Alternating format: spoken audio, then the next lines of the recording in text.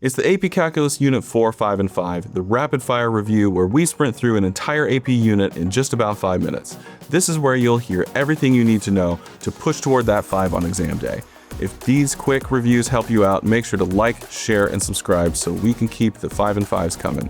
Ready, set, go.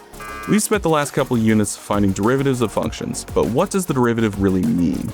The derivative dy dx is the instantaneous rate of change in some quantity y per unit change in another quantity x. In other words, it's the rate that y changes as x changes. The units of this rate of change are the units of y over the units of x.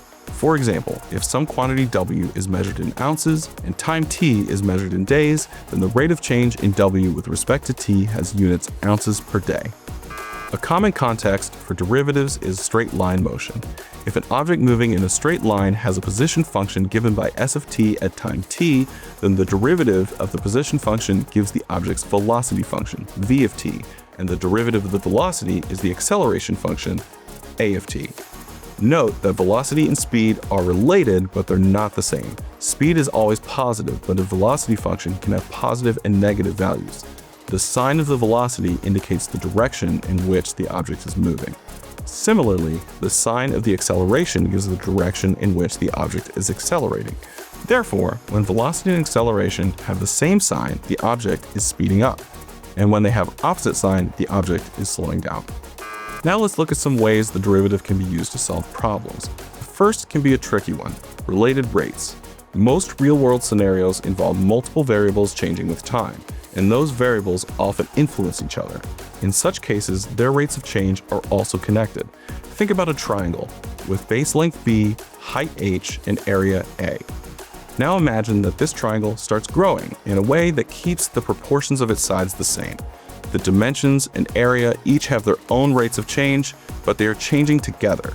The triangle area formula shows how these variables are connected. Differentiate both sides with respect to time t to see how the rates are connected. Related rates problems are often among the most frequently missed in the AP Calculus exam, so here's a way to tackle them. Read through the problem and pick out these 3 pieces of information: the quantity the problem wants you to find, the instant when the quantity is to be found, and any other given information, like constant values. If a problem asks you for the rate of change in the volume of water in a cylindrical container that is filling with water, dV dt is what you need to find. Let's say it asks for this rate when the rate of change in the height of the water is 2. That is when to find the value. And if the problem specifies the radius of the container, that is given information. With the volume formula for a cylinder, we can plug in our constant radius, differentiate both sides with respect to t, plug in the rate at the instant, and calculate dV dt. Another application of derivatives is tangent line approximation. Differentiable functions have a property called local linearity, which means that if you zoom way in on a differentiable curve, you'll see the curve is approximately linear. This means that if we use a tangent line as sum x equals a to approximate a function value near a, it is likely to be a pretty good estimate. We know the slope of the tangent line is given by the derivative, and we have a point at x equals a. So with the point slope form of a line, we can easily find the equation of the tangent line at a. Plug in some x value near a, solve for y, and voila, we have an estimate for the function at that x value.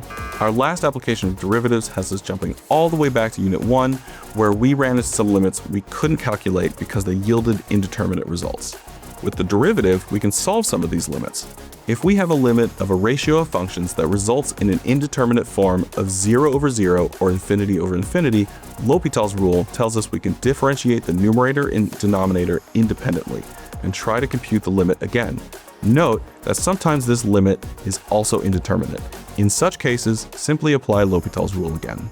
And that's it! We've crossed the finish line on Unit 4. If you want extra practice, especially with those pesky related rates questions that love to show up on the AP exam, head over to collegeprep.uworld.com/AP for more questions and a full AP Calculus review course.